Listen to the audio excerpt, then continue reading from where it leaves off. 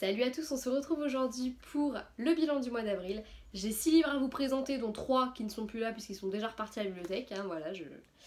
Il est assez tard à l'heure où je filme cette vidéo, mais comme je vous l'ai déjà dit dans une vidéo précédente, avec les partiels, j'essaye vraiment de filmer quand je trouve 2 minutes, donc voilà. Puis à la rigueur, on s'en fiche, hein, ça change pas grand chose pour vous. Donc je commence tout de suite avec mes 6 petites lectures, hein, parce que je suis assez dégoûtée d'avoir que 6 livres à vous présenter, mais c'est pas grave. Le premier roman que j'ai lu au mois d'avril était Une braise sous la cendre de Sabaa Tahir, publié chez Pocket Jeunesse. J'ai eu un gros coup de cœur pour ce premier tome, voilà, encore une fois, et comme pour tout d'ailleurs les romans que je vais vous présenter là, je vous envoie aux chroniques, aux updates, si vous voulez un avis plus détaillé. Mais voilà, pour moi ça a été un énorme coup de cœur que cette saga. Je lui ai accordé un 18, voilà, et je suis trop pressée de lire le tome 2. Depuis un mois, j'attends que la bibliothèque m'appelle pour me dire que c'est bon, ils l'ont récupéré, je peux venir le chercher. Je ne vous raconte pas l'état de nerfs dans lequel je suis. Voilà. Honnêtement, lisez-le si c'est pas encore fait. Ce bouquin est génial, c'est un univers top. Et je vais arrêter parce que sinon je vais me lancer et on va plus m'arrêter. Voilà. Ensuite, j'ai lu le tome 1 de Luxe de Jennifer L. Armentrout, à savoir Obsidienne, publié chez J'ai lu. Je m'attendais à pas forcément aimer, ce qui est tellement de clichés que ça me sorte par les yeux au bout d'un moment, et au final j'ai passé un super bon moment de lecture. Je lui ai mis un 16, un très beau 16, et voilà, c'était vraiment un super bon moment de lecture, et j'avoue que cette saga au final me plaît vraiment beaucoup. D'ailleurs, à l'heure où je vous parle, je viens de finir le tome 2, et voilà, je suis toujours subjuguée par ce roman et par tout cet univers.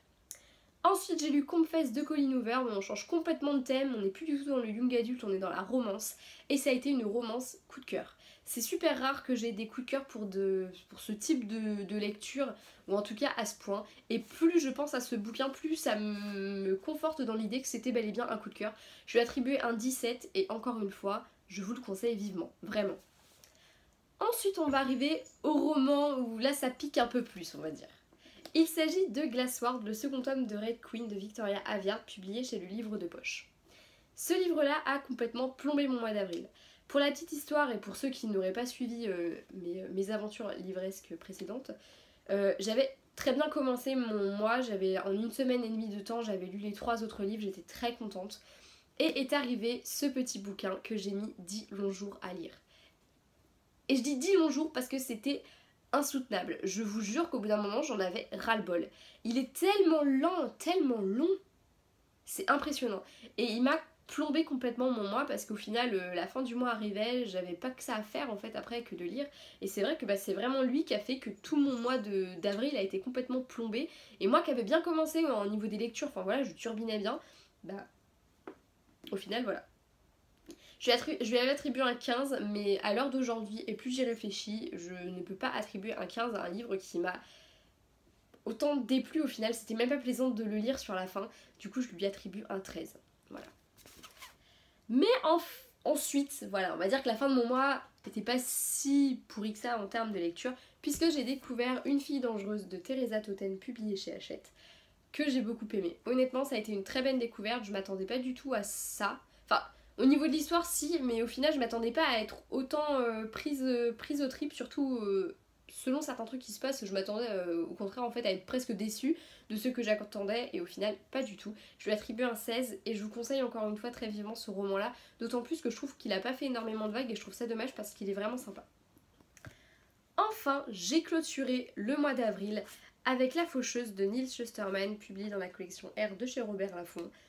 Et voilà, pareil, ça a été une super belle découverte. Du coup, on va dire que c'était un mois un peu particulier. J'ai eu un roman qui m'a plombé, mais le reste c'était que des jolies découvertes. J'ai beaucoup aimé les thèmes abordés dans La Faucheuse, j'ai trouvé qu'ils étaient très bien abordés.